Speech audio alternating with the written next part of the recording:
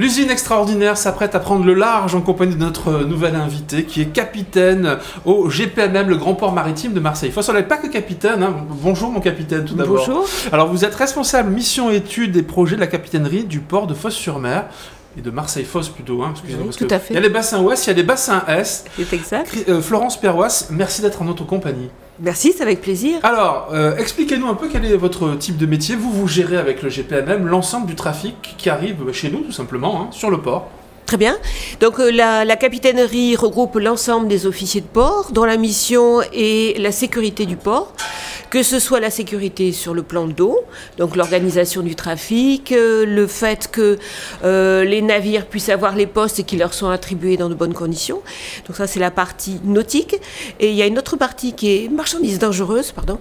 Et donc la deuxième mission des officiers de port est de garantir que toutes les opérations portuaires, dès lors qu'elles sont orientées vers des marchandises dangereuses, se passent dans des conditions réglementaires et conformes aux pratiques et aux bonnes pratiques. Bassin Est, bassin Ouest, c'est un trafic qui est colossal, hein, puisqu'on est le premier port de France, tout simplement. Alors nous sommes le premier port de France, nous dépassons les 80 millions de tonnes et nous sommes à plus de 3 millions de passagers. Donc l'activité du port de Marseille-Fos est extrêmement diverse. Et avec des connotations différentes suivant que l'on se place côté Est ou côté Ouest. Les bassins Est ont une activité principalement de passagers par le biais des paquebots et des ferries, avec une recrudescence très importante de l'activité paquebot, et également une activité de transport de containers sur des terminaux qui se trouvent à proximité immédiate du terminal paquebot. Une activité qui ne cesse de s'accroître, hein, au niveau des passagers. Hein, c'est exportionnel, hein, même. Oui, de plus en plus de croisiéristes, hein, évidemment. C'est exact. C'est le côté Est, hein, et puis le côté Ouest, évidemment, tout ce qui est chimie, raffinage, pétrochimie, et puis les porte-conteneurs également. C'est cela même, où nous allons recevoir prochainement, nous en avons déjà reçu les plus gros porte-conteneurs du monde, et nous avons des projets de réception dans un avenir plus ou moins proche de porte-conteneurs qui seront propulsés au GNL. Pour qu'on ait une idée, vous gérez un trafic, par exemple, une journée comme aujourd'hui, vous allez gérer combien de navires différents? C'est une colle ou c'est pas une colle? Oui, c'est une colle. Sinon, en moyenne, pour nous donner une idée quand même. Hein. Sur les bassins ouest, on peut être à une trentaine de mouvements dans la journée, voire plus. C'est quand même assez colossal, hein, parce que ce sont des énormes bateaux, des énormes navires. Alors parlez-nous un petit peu de votre parcours, Florence Perroisse. Une femme, évidemment, en uniforme, bon, ça on connaît, et heureusement, il y en a de plus en plus. Qu'est-ce qu'il faut faire? Comment est-ce qu'on devient capitaine de port dans l'industrie, tout simplement? Alors, le métier de capitaine de port est en général une deuxième carrière. Les conditions d'accès, on arrive à cette profession par un concours de la fonction publique, et les conditions d'accès de ce concours exigent que l'on ait une activité professionnelle antérieure dans les métiers maritimes. D'accord, donc déjà sortir de ce type de métier. Tout à fait. Pour passer ce concours de la fonction publique. Tout à fait. Donc le bassin de recrutement est soit marine marchande, soit marine nationale. Évidemment. Pour ma part, je suis capitaine de la marine marchande. J'ai 15 ans de navigation derrière moi sur des ferries dans une autre contrée, dans une autre région de France. Dans le nord, il faut le dire.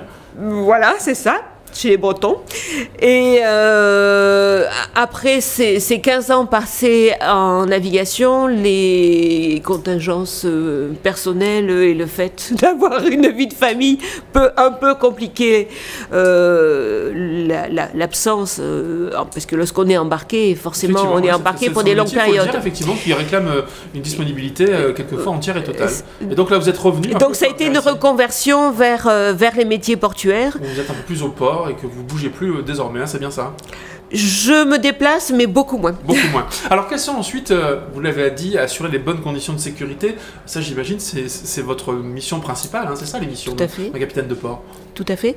Donc, les missions de sécurité que nous exerçons sont portées par des textes administratifs. Des réglementaires, et bien heureusement. Des réglementations de police. Qui sont internationales, j'imagine aussi, hein, nationales, internationales. Qui sont pour certains des déclinaisons de textes internationaux de l'OMI, pour ceux qui sont dans le monde maritime, cela va leur parler, et soit des textes européens qui sont déclinés dans le droit français. Tout ça est extrêmement cadré, évidemment.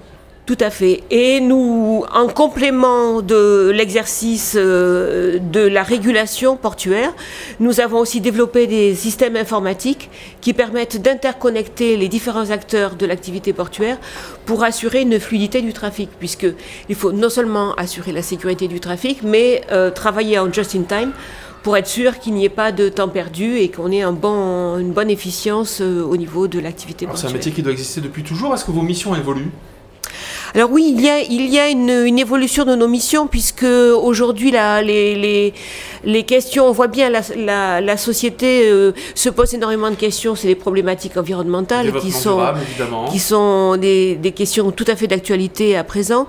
Et donc nos missions vont évoluer dans ce sens où nous devenons de plus en plus un maillon important dans cette chaîne de la connaissance et du suivi et de l'exigence de qualité environnementale des navires. Traduction.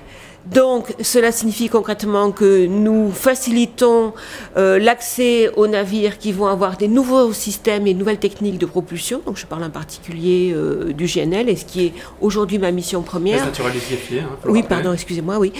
Donc, c'est aujourd'hui ma mission première, mais aussi on est en relation avec les armateurs pour toutes les problématiques d'usage des scrubbers et toutes les technologies qui sont mises en œuvre à bord des navires pour diminuer leurs nuisances dans l'atmosphère. Et leurs émissions. Et leurs émissions. Effectivement, et on rappelle que le Grand Port Maritime de Marseille vient d'investir plusieurs dizaines de millions d'euros pour le branchement électrique des navires à quai. C'est effectivement extrêmement Tout à important. fait, ce qui permet justement de pallier à cette problématique d'émissions lors de la présence à quai des navires. Voilà, avec du mieux pour l'environnement. Merci beaucoup Florence Perwas, responsable mission et études projet de la capitainerie du GPMM de Marseille-Fos. Merci d'avoir été avec nous sur ce joli plateau de l'usine extraordinaire avec le soleil qui est revenu, on le rappelle.